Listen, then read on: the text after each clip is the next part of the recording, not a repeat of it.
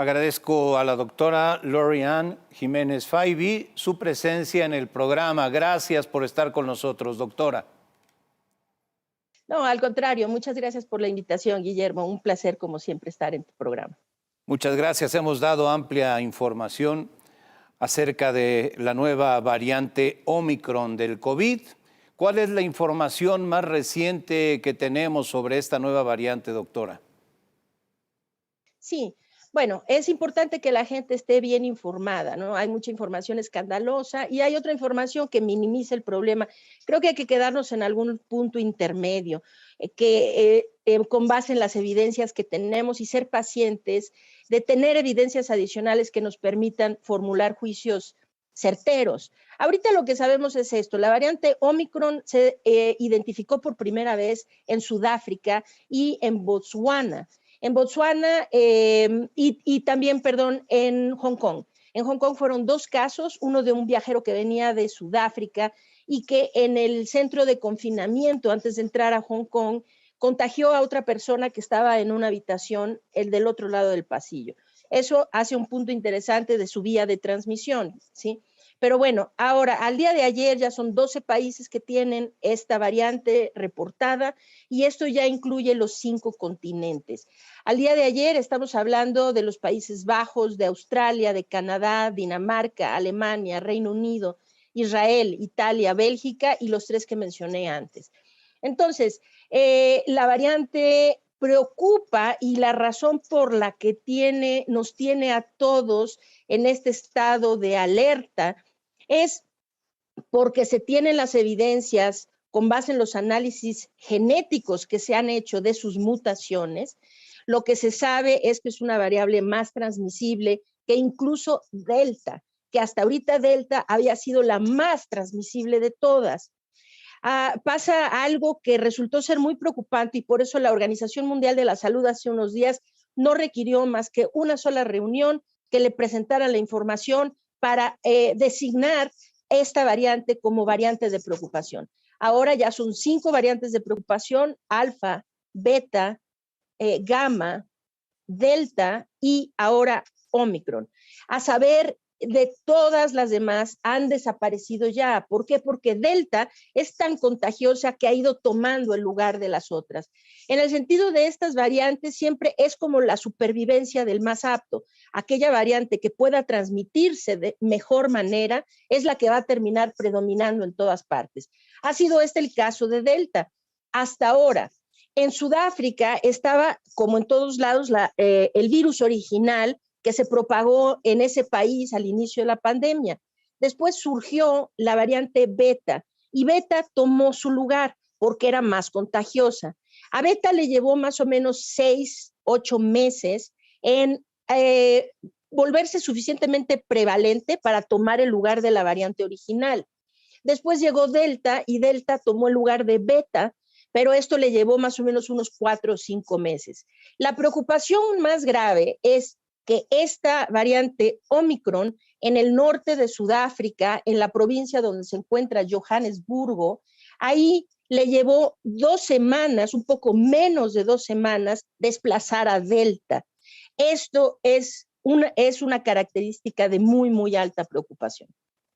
Doctora, hoy la Organización Mundial de la Salud dijo que es factible que la variante Omicron se disperse internacionalmente y representa un riesgo muy elevado de repuntes infecciosos que pueden tener severas consecuencias en algunos lugares. De ese tamaño es el desafío que plantea Omicron, doctora. Sí, de ese tamaño, y en realidad en este momento no entendemos el tamaño, no entendemos la magnitud de qué tamaño va a ser esto, si es un desastre realmente como para formar un capítulo nuevo de la pandemia, vamos a decir, o es un desastre que de alguna forma podemos mitigar. Entonces, lo que hay que saber es que las mutaciones que tiene Omicron, con los análisis genéticos ya se puede anticipar algún comportamiento. Y lo que podemos anticipar de Omicron es que es la variante que muestra más mutaciones que son capaces de evadir a la inmunidad. Es por esto y por su alta transmisibilidad que está toda la comunidad científica internacional tan preocupada por la llegada de esta variante. Es decir, que se sabe por los análisis de sus mutaciones que va a tener la capacidad para evadir la inmunidad tanto natural que se genera después de la infección como la inmunidad que se confiere a través de las vacunas. Va a tener esta capacidad, se cree, mucho mayor que cualquiera de las otras variantes que han sido descritas. Ahora, sí hay que tener cuidado ahorita en generar pánico en el sentido de que sí sabemos que va a ser esto, pero no sabemos su magnitud. Es decir, no sabemos si esto va a afectar a un grupo de vacunas nada más o a todas, y si las va a afectar, ¿qué tanto las va a afectar? Afortunadamente, ya hay grupos de investigación en todo el mundo que están dedicando esfuerzos. En un par de semanas debemos de tener la información suficiente para saber si esto es simplemente hablar de nuevos refuerzos de vacunas, o si esto sí va a requerir modificaciones en las vacunas o posiblemente generación de nuevas vacunas para protegernos. Pero esta es información que necesitamos dejar pasar 2 o 3 semanas para generarla. Mientras, lo que es muy importante es decir, retrasar en el tiempo, atrasar en el tiempo lo más que se pueda la llegada y propagación de esta variante en nuestro territorio. ¿Por qué? Porque hoy en México solamente tenemos al 50% de la población vacunada con esquema completo. Y hoy en México, a diferencia de todo el mundo ya, no estamos aplicando terceras dosis. Necesitamos terceras dosis para las poblaciones más vulnerables, empezando desde los adultos mayores, los profesionales de la salud, los maestros que fueron vacunados con la vacuna de CanSino, y ampliar la proporción de la población que tiene vacunas. Entonces, que ahorita llegara Omicron y se volviera predominante podría causar un desastre realmente mayúsculo. Cada día que retrasemos su llegada y su propagación nos da tiempo valiosísimo para vacunar a una proporción más grande de nuestra población y que recibamos a la variante, porque evitar por completo su llegada no se cree que eso vaya a ser posible. Pero retrasarla lo más posible, eso es lo que necesitamos enfocarnos hoy. Y para hacer eso necesitamos detener la transmisión, detener la propagación, prevenir los contagios. Doctora Lori-Ann Jiménez Faibi, da la impresión que el gobierno de México, otra vez, trata de minimizar el riesgo de la nueva variante de COVID. López-Gatell, lo decíamos hace un rato, escribió en Twitter que la información difundida sobre los riesgos de la nueva variante es desproporcionada respecto a lo que muestra la evidencia científica existente. ¿Considera usted que se ha exagerado? Sí, claro, es que necesitamos anticiparnos. Lo que es muy frustrante del mensaje del doctor Hugo López-Gatell es que parece que no se ha aprendido nada después de 2 años de pandemia, y en nuestro país, ya considerando las cifras de exceso de mortalidad, más de 640,000 muertes. Es decir, que no hemos aprendido nada. Si algo debimos haber aprendido de todo esto, es que necesitamos anticiparnos a los eventos graves, no tratar de solucionarlos una vez que ya se presentaron. Entonces, no hay medidas exageradas ahorita. Es decir, el doctor Hugo López-Gatell en ese mismo tuit dijo, no tiene ningún sentido cerrar las fronteras porque esto no sirve para nada. Y, a ver, lo que hemos hecho todo el tiempo equivocadamente es primero dejar que las cosas acontezcan para después tratar de solucionarlas. Y eso nos ha llevado a tantas muertes en este país. Necesitamos anticiparnos. Sabemos que esta variante está ahí, sabemos que es un riesgo real, inminente, no sabemos todavía su magnitud, pero entre que si son peras o son manzanas, lo que necesitamos es prevención, adelantarnos a lo que posiblemente podría ser una catástrofe magna. Entonces, y si no lo es, qué bueno, de cualquier manera nos cuidamos y no pasa nada, ¿no? Es decir, necesitamos seguir el criterio de máxima precaución. Y para esto, cuando se habla del cierre de fronteras, bueno, desde luego, cada país dentro de su realidad. Hay países como Japón, que apenas ayer o antier anunciaron un cierre completo de sus fronteras. Muchos países porque su situación geográfica, económica, social y etcétera, pueden hacer esto. México sin duda no es un país que pueda cerrar por completo sus fronteras, porque nuestra economía y toda una serie de situaciones más allá de la pandemia no nos permiten cerrar en la totalidad nuestras fronteras, pero no es necesario, es decir, no es una regla del todo o el nada. Es decir, no se hace nada porque no vamos a cerrar por completo. No, es que entre esos dos puntos hay mucho que hacer. Vamos a decir, pues Japón sí puede cerrar. Los que están cerrando para darse tiempo a que la información científica se genere y que se entienda qué exactamente es esto a lo que nos vamos a enfrentar, qué tan grave y qué podemos ir anticipando como acciones para que esto no golpee de una forma catastrófica. Entonces, cierran las fronteras mientras esperan y retardar lo más posible la llegada y propagación de esa variante.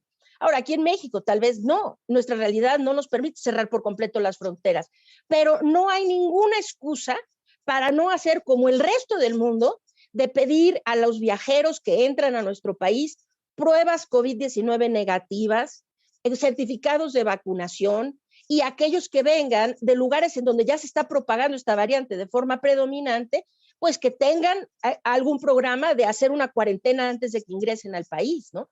Entonces, cada país adopta estas medidas migratorias de acuerdo con su realidad. Lo que no puede ser posible es que México no tenga ninguna medida. Lo único que México hace en el aeropuerto es decirle a la gente que pise tapetes con cloro, que ya más bien son tapetes enlodados, que no sirven absolutamente para nada, tomarles la temperatura y ponerles un chorrito de gel. Esto no son medidas sanitarias. Es decir, para tener una medida realmente de control de salud público en los aeropuertos, en las fronteras en general, ¿no? Para quienes ingresan, necesitamos hacer esto, pedirles pruebas, pedirles certificados de vacunación, hacer cuarentenas a quienes necesiten hacer cuarentenas, etcétera. Necesitamos eso y hoy es indispensable que se sepa. Los eventos masivos o las congregaciones masivas, vaya, parece un absurdo, es un sinsentido que teniendo esta amenaza y todas las señales ahí de que esto podría ser realmente algo muy, muy grave, ¿por qué nos expondríamos ahora a hacer reuniones masivas o congregaciones masivas y demás? Yo creo que es ahorita el momento, cuando necesitamos reforzar la prevención. Cubrebocas de buena calidad, bien ajustados al rostro, en todos los espacios públicos, al aire libre, en espacios cerrados, etcétera. Ventilar los espacios cerrados, evitar aglomeraciones, lavarse las manos, desde luego, pero el uso del cubrebocas tiene que ser, es indispensable, es ahorita, el momento antes, es decir, es que es antes de que llegue, se propague y se vuelva catastrófico, ¿no? Necesitamos adelantarlos a eso y prevenir. Le iba yo a preguntar justamente sobre los eventos masivos como el que el presidente está convocando para el miércoles en el Zócalo. ¿Es irresponsable hacer este o cualquier otro evento masivo en este momento? ¿No es así? Sí, absolutamente. Es decir, hay que tomar las medidas y es lo que acabo de decir con respecto a las fronteras. Nuestras autoridades hacen el juego del todo o el nada, ¿no? Cuando dicen, no vamos a pasar los semáforos amarillo o a naranja o a rojo porque no vamos a volvernos a confinar. Bueno, no se trata de hacer nada o irnos todos al confinamiento masivo, no. Es que en medio hay mucho que hacer y de hecho debemos evitar a toda costa tener que volver al confinamiento.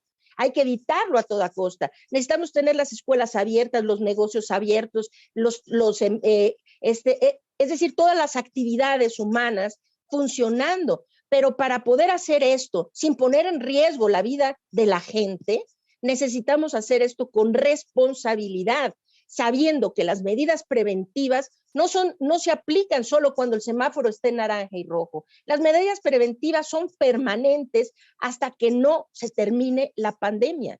Entonces, sí, ahorita hacer eventos masivos de cualquier tipo es absolutamente fuera de lugar. Me parece que es algo Bueno, no me lo imagino. Creo que si la Organización Mundial de la Salud supiera que en México es el propio presidente de la República quien está convocando a que la gente vaya al Zócalo a reunirse, porque le parece que ya hace mucho que no nos abrazamos, pues sí, hace mucho que no nos abrazamos, pero más que eso, necesitamos sobrevivir esta pandemia. Y para eso sí necesitamos ser prudentes. Doctora, le agradezco mucho, como siempre, su disposición para platicar con nosotros. Creo que la información que nos da es muy valiosa para nuestro público. Gracias. Nada que agradecer, al contrario. Muy buenas noches. Es la doctora Lori-Ann Jiménez Faibi, especialista en estos temas, quien hace presencia para darnos esta explicación. Muchas gracias. Enseguida, gana Messi.